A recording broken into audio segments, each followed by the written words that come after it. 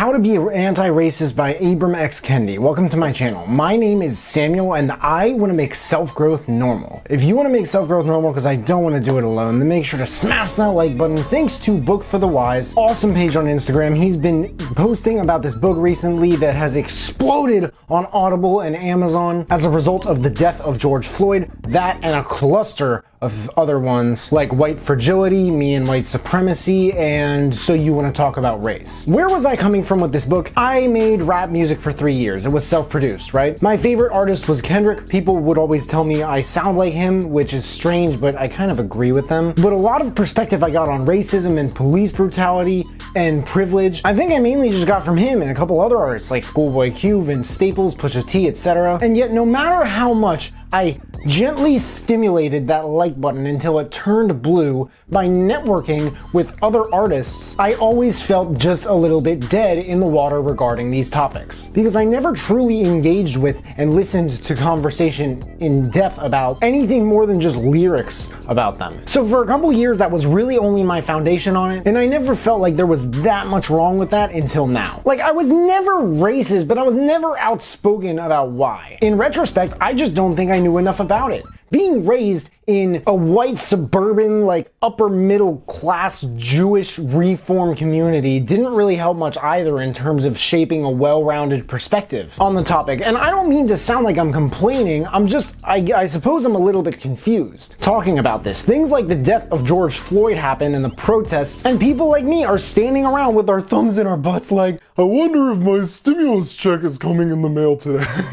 Instead of really educating ourselves on what is important truly, not just as individuals, but as a society, as a country. I can watch the news and the protests and everything all I want. I can post hashtags or whatever, but if I don't know what is expected of me, like white privilege, is that just this gargantuan elephant in the room of my life, our lives on earth that so many of us have completely failed to acknowledge for the past several centuries the existence of, even in 2020? And when these things happen, it seems like maybe everyone is paying the price. And it's not a good feeling at all. On really any front. So what gives? I'll tell you what gives. This book by Ibram X Kendi. The weirdest thing to me about racism is that it's not even like a physical thing. Is it? People talk about it like it is, and I don't blame them because, I don't know, I feel like the strongest things in the universe are not visible on their own, with the exception of smashing that like button if you haven't already. What's visible is the effects that they cause. He explains in My Racist Introduction that, here we have it, the concept. The opposite of racist isn't not racist, it's anti-racist. He draws a formal line in the sand here. One endorses the idea of a racial hierarchy as a racist or racial equality as an anti-racist. One believes problems are rooted in people as a racist or locates roots of problems in power and policies as an anti-racist. One allows racial inequities to persevere as a racist or confronts racial inequities as an anti-racist. There is no in-between safe space of not racist. In this review, I'm going to spread out some thoughts, observations, ideas, learnings I had throughout the chapters. Let's discuss these things. Let's share with each other. Let's examine systemic problems that haven't been addressed for centuries in the way that maybe they should be. But you know what? Let's see if we can have fun while doing it. Side note, I have to ask, is it going to be racist if I don't like this guy's writing style? I'm just kidding. I mean, is it? The first chapter kind of clarifies this, called Definitions, about, if you're going to be anti-racist, you need to understand the concrete differences between the concrete definitions of basic terminology regarding the topic. As I looked at the chapters, I noticed they're kind of laid out like those in 21 Lessons for the 21st Century by Yuval Noah Harari. That's a sick book. So I think some of the chapters in this book and some in that book actually have the same name. This book is like 18 lessons for the 18th anti-racist. Or every anti-racist, or every racist. Because remember, there are no in-betweens, as harsh as it sounds, according to this book. Is this book triggering or white shaming? That's an interesting question. Do I feel shamed? I don't know, but what is in my eye? Have you guys noticed I'm like twitching? Like I have no idea what's in my eye. I don't know, but I really don't think I care, because this whole time I just kind of listened to understand what this guy had to say and where he was coming from, and what he knows that I don't. He explains biological racism and anti-racism. He explains the discovery that when the discovery happened that humans are biologically 99.9% alike, and the way a lot of biologists and journalists and stuff reacted to it, which is like some of the stupidest things I've ever heard. This dude really knows how to like bend narratives and agendas and ideas in ways that help what he has to say make way more sense. Chapter 5, Ethnicity, describes more on the history of immigration, laws, and ethnic racism and anti-racism. By the way, when we talk about race, there is a lot of talk about black and white in this book, but he does also kind of talk about everything else. The author explains his own experiences with racial insecurity and how he has engaged in racist behavior. So I feel like he is going at this from more than one angle of the situation. This one part stood out a ton.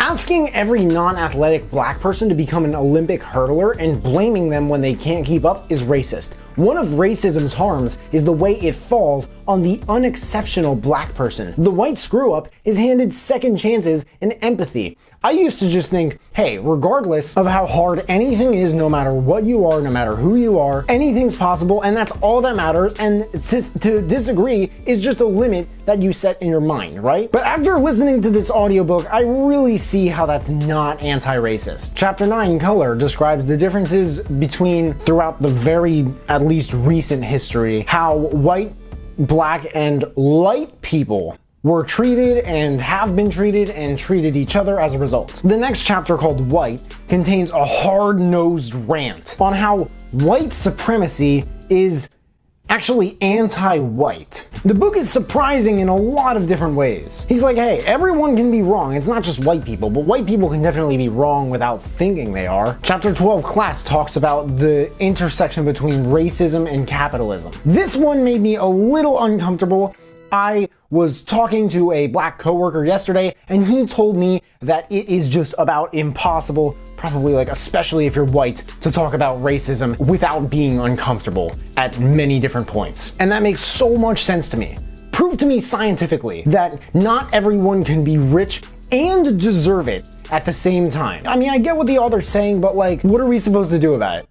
Just like completely destroy the concept of currency? I don't know, like, was I not listening closely enough? I learned from chapter 13, Space, what space racism is. You know what I thought it is? Space racism is like segregation of spaces, like white and black churches, white and black schools, white and black communities. For example, I thought space racism was racism in space, like a white guy hating a black guy and they're both on the moon. But to simply respect someone's beliefs. This book, by the time of the gender chapter, I was like, there are just people you run into who hate other genders and races because they are other genders and races. And how can you really like respect that? How can you work with that? I'm not saying for sure that you can't, but how do you do that? The only reason I'm not saying you can't is because you don't know what you don't know. Gender racism, not to mention queer racism. At the beginning of each chapter, by the way, he gives a solid definition of the chapter's name in regard to racism and the chapter's name in regard to anti-racism. There's also failure and there's also success. And the book gives a field of perspective on what anti-racism and racism pertain to. Being honest, I was maybe thinking that the book would probably sound more biased than it is. And I think that is just like, I think that was prejudice. And the author, I mean, you know, I'm trying to admit times that I found myself sort of prejudiced, because the author does that a lot in this book. And I think he really does set an amazing example of how to be anti-racist. And the more I know about this stuff, the more I find it easy to take a step back and really look at what might be wrong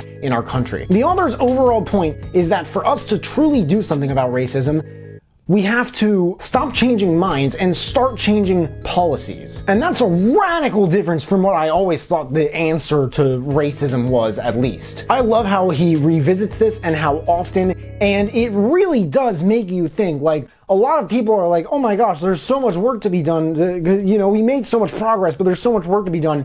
I think they're underestimating how much work there really is that needs to be done. Quotes. I wonder if it was my poor sense of self that generated my poor sense of people, or maybe it was my poor sense of people that inflamed my sense of self. Denial is the heartbeat of racism. There is only one race, the human race. Chris Rock stopped performing this routine when he saw white people laughing too hard. Racism is not even 600 years old. It is a cancer that we caught early. Direction 1. Anytime someone talks to me, this book from now on I imagine is going to be the first one that comes to mind. If you're like I kind of was before checking it out, you're a little confused like what gives, I need to know more about this stuff, am I not doing enough? Anyone who doesn't understand where black people are coming from with the George Floyd protests, if you're black even and you don't understand as much as you'd like, you want to understand a little bit more about the history of racism versus anti-racism, I'd check this book out.